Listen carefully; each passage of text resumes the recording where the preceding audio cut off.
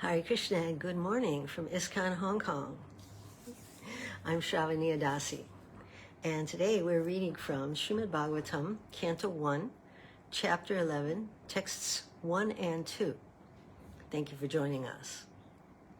Let's get started. Namo Vishnu Paraya Krishna Prastaya Bhutale Srimati Bhaktivedanta Swamin Iti Namani Namaste Saraswati Deve Gauravani Pracharne Nirvishesha Shunyavadi Paschatya Deshatarne Vanchakalpatarubhyascha Kripa Sindhubevacha Patitanam Pavanebhyo Vaishnavebhyo Namo Namaha. Om Namo Bhagavate Vasudevaya. Om Namo Bhagavate Vasudevaya. Om Namo Bhagavate Vasudevaya. Narayanam namaskritya narang chaiva narottamam devim saraswatim vyasam tato jayamudhirayet. Okay. Today's topic is Lord Krishna's return to Dvaraka after being away for several months. During that time, he drove Arjuna's chariot for 18 days during the Battle of Kurukshetra. He spoke Bhagavad Gita. He spent 58 days hearing grandfather Bhisma speak on the bed of arrows about raja-dharma. And he installed Yudhisthira as the king of Hastinapura, and that took a few months. So his work being completed, Lord Sri Krishna was finally arriving at his capital in Dvaraka. Now let's explore today's verses and purports.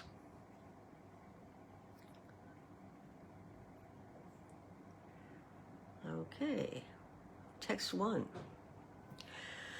Sutta uvacha anartan sa upavrajya svriddhan janapadan svakan dadma daravarang teshang vasadang samayaniva. Translation and purports by His Divine Grace, A.C. Bhaktivedanta Swami Srila Prabhupada. Sutta Goswami said, upon reaching the border of his most prosperous metropolis, known as the country of Anarthas, Dvaraka, the Lord sounded his auspicious conch shell, heralding his arrival and apparently pacifying the dejection of the inhabitants.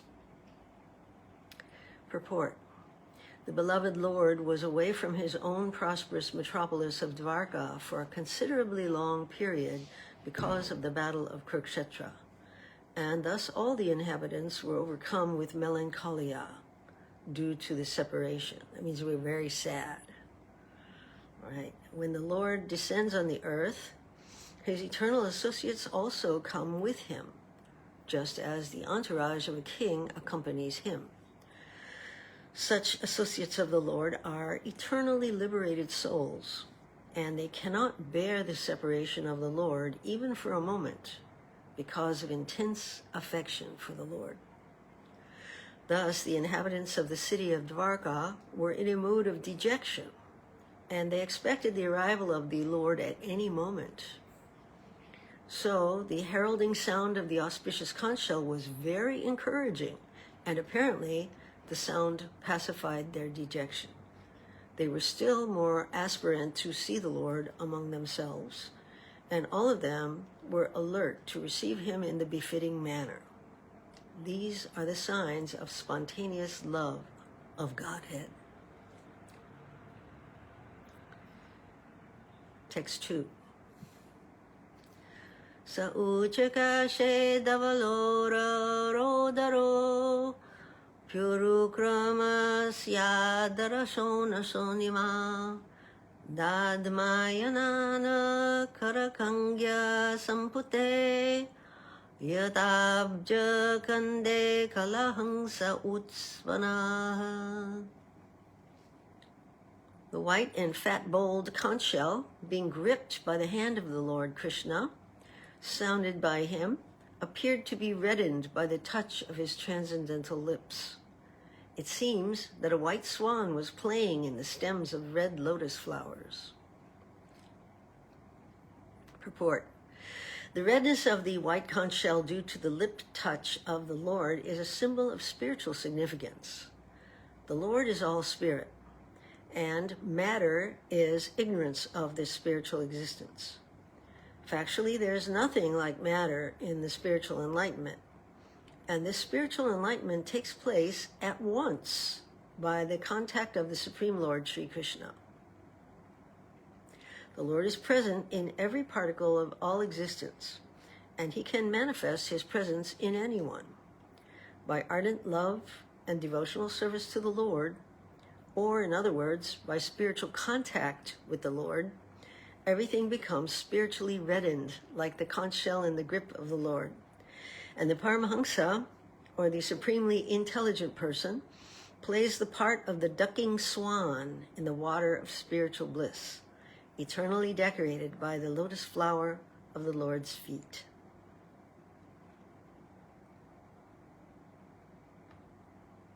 All right. So now my commentary. Lord Krishna blew his conch, the Panchajanya, and the message announcing his return was sent to his eternal associates in Dvaraka, who had been missing him for a long time.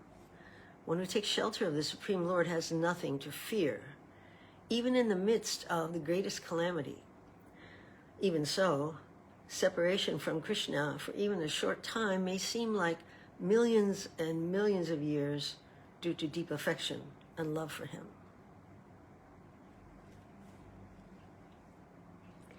So in today's purport of text 2, Srila Prabhupada writes this: when the Lord descends on the earth, his eternal associates also come with him, just as the entourage of a king accompanies him. Such associates of the Lord are eternally liberated souls, and they cannot bear the separation of the Lord even for a moment because of intense affection for the Lord. So what is an eternally liberated soul? It is one who has realized his natural constitutional position as servant of the Supreme Lord and who engages in that service. That's what Bhakti Yoga means. For the conditioned souls within the material world, the process of liberation begins with obedience to the laws of God. And in Bhagavad Gita, chapter 16, text number 6, Lord Krishna says, Dvaubhuta sarga lokesmin daiva asura evacha. Usana prita, in this world there are two kinds of created beings. One is called divine, and the other demonic. In the purport, Srila Prabhupada explains, the conditioned living entities are divided into two classes in this world. Those who are born with divine qualities follow a regulated life. That is to say, they abide by the injunctions in scriptures and by the authorities. One should perform duties in the light of authoritative scripture. This mentality is called divine. One who does not follow the regulative principles as they're laid down in the scriptures and who acts according to his whims is called demoniac or asuric. There is no other criterion but obedience to the regulative principles of scriptures, also known as the laws of nature. It is mentioned in the Vedic literature that both the demigods and the demons are born of the Prajapati. The only difference is that one class obeys the Vedic injunctions and the other does not. Now, it seems to me that the Vedas are like the instruction book for the machine of this material universe, given by the manufacturer, the Supreme Personality of Godhead. Lord Krishna's opinion is the absolute truth. And he reveals this to Arjuna, by all the Vedas am I to be known. Indeed, I am the compiler of Vedanta, and I am the knower of the Vedas. Those who do not obey the Vedic injunctions, the atheists, they say, Yatamat Hatapat. According to this view, there are hundreds and thousands of different opinions in human society, and each opinion is a valid religious principle. Yatama Tatapat translate from Bengali to mean as many opinions, so many paths. It's often used to express that one's own opinion is their own way. You have your truth, I have my truth. The premise is that every belief is equally valid and correct, and there's no such thing as absolute, objective truth. There's no right and wrong, only right and left. This is the basis of moral relativism, and such a breakdown of authority and scripture leads to anarchy and chaos. And we are witnessing this in the postmodern world. However, Lord Krishna tells us the absolute truth when he says, all of them, as they surrender unto me, I reward accordingly. Everyone follows my path in all respects, O son of Pritha. My path, he says. This impressed me with the point that there's only one path. The path between the individual living entity and God. One has a choice of either moving towards him or away from him. And those going towards him eventually realize that they are eternally liberated Nitya Siddha. And those moving away from him remain eternally conditioned, Nitya Baddha.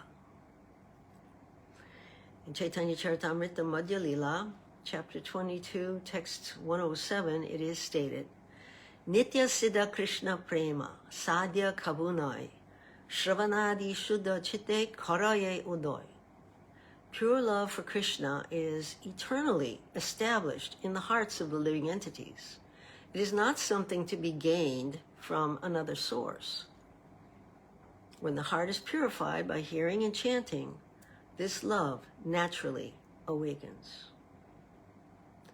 In other words, it's our nature to love Krishna. Conditioned existence is a diseased condition. Here's more from a lecture by Srila Prabhupada that he gave in Hyderabad, April 28, 1974. Prabhupada said, there are two kinds of living entities, Nitya Siddha and Nitya Baddha. Nitya Siddha means they never fall a victim of Maya. That is Nitya Siddha. Even though they are within this material world, they are never victimized. That is called Nitya Siddha. And one who is victimized, he is called Nitya Baddha, eternally bound. But the actual constitutional position of every living entity is Nitya Siddha, because God is eternal, and he's part and parcels, the living entities, they are also eternal. So that is Nitya Siddha.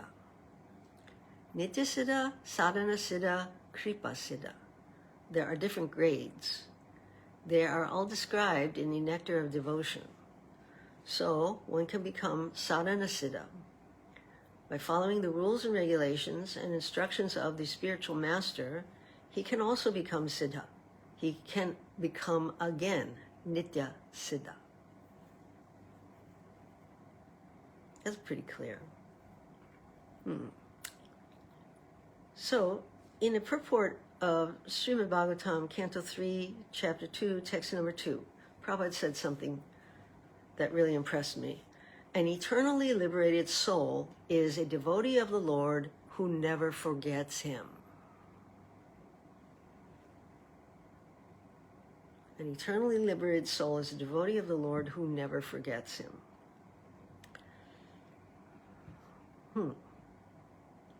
Now, here's a fascinating back and forth that I found between Srila Prabhupada and the devotees during a Bhagavad Gita class that he gave in Mexico, February 14, 1975. So Hridayananda Goswami, he said this, by purifying ourselves, do we feel our relationship that we have with the Supreme Personality of Godhead? Prabhupada said, yes, that is the center of purification. Then Hanuman said, Prabhupada, I'd like to know, if there is no birth in the spiritual world, how do we re-enter the spiritual world? Prabhupada said this: birth means, first of all, you take your birth where Kṛṣṇa is now present. Kṛṣṇa is present in one of the universes. There are innumerable universes. So you take your birth in the next universe, or where Kṛṣṇa is now. And then you become trained up. And when you're trained up, then you personally go to Vaikuntha.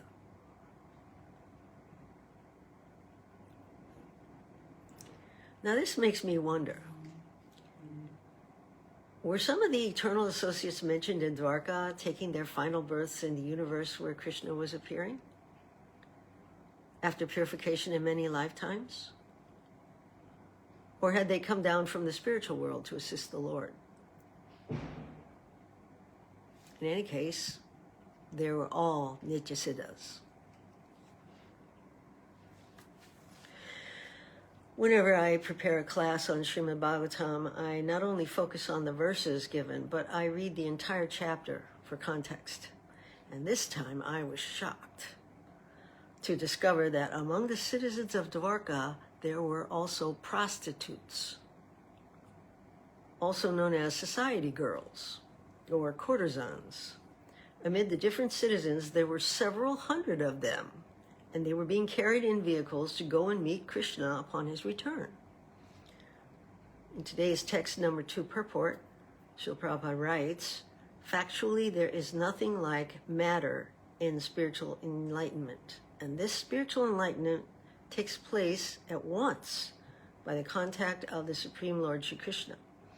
The Lord is present in every particle of all existence, and he can manifest his presence in anyone.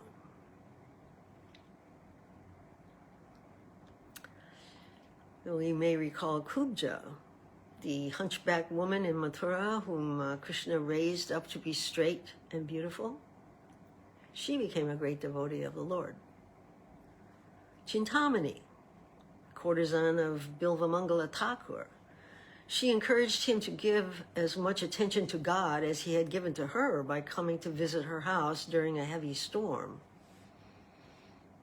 She was a great devotee. And last but not least, Pingala, the prostitute whose story is related in the 11th canto, 8th chapter of Srimad Bhagavatam by the Avaduta Brahman, who is listing her as one of his 9 gurus.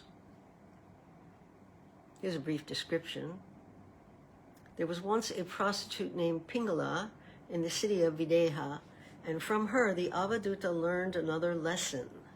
One day she dressed herself in very attractive clothing and ornaments and was waiting from sunset to midnight for a customer. She waited in great anticipation, but as the time passed, her mind became very uneasy. No man came to see her, and in disgust, she finally became renounced, giving up her hankering for the arrival of a suitor. Thereafter, she engaged herself in thinking only of the Supreme Lord Hari, and her mind achieved the supreme platform of peace. The instruction received from her is that hopes for sense gratification are the root cause of all suffering. Therefore, only one who has given up such suffering can fix himself in meditation upon the personality of Godhead and achieve transcendental peace. The saintly Brahmin learned a great lesson from a prostitute. How about that?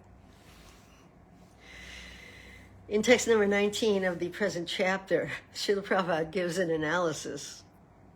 Okay, he says, we may not hate even prostitutes if they are devotees of the Lord. Even to date, there are many prostitutes in great cities of India who are sincere devotees of the Lord.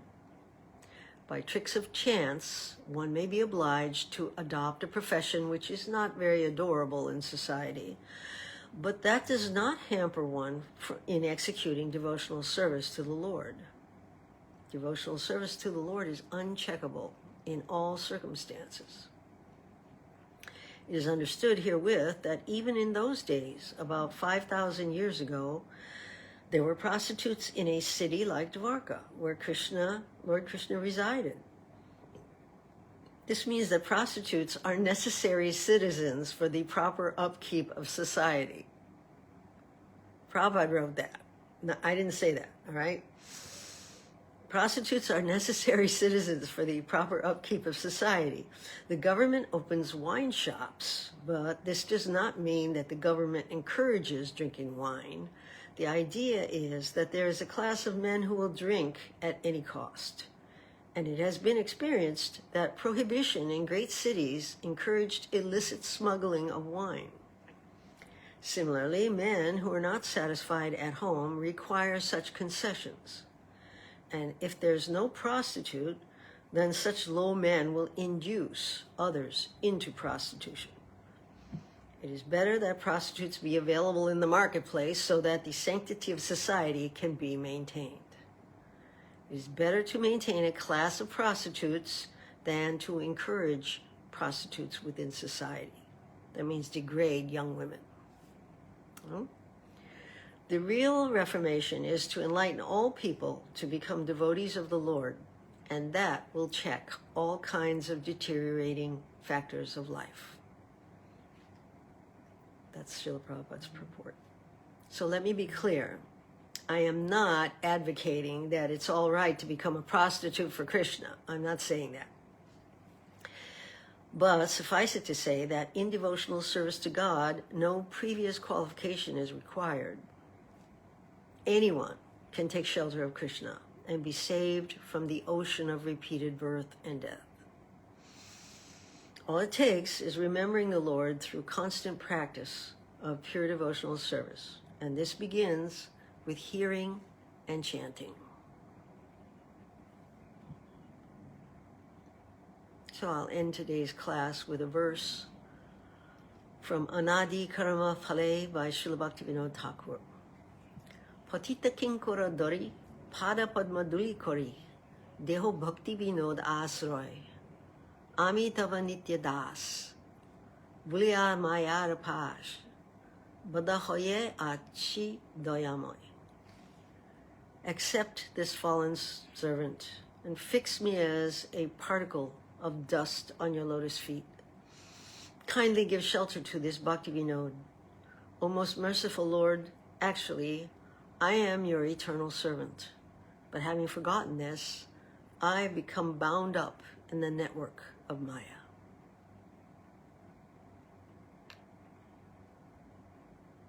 So Srila Prabhupada said, an eternally liberated soul is a devotee of the Lord who never forgets him.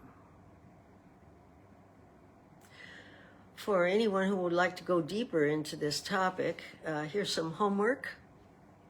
Read Nectar of Devotion, chapter 25, Devotees of Krishna. And keep chanting the holy name. And you can reactivate your Nitya Siddha status once again. All right, that's it for today's session. Thank you for listening. For ISKCON Hong Kong, I'm Sravaniya Dasi. Srila Prabhupada ki jai. Shri Gaura Nitai ki jai. Hari Hari Bol.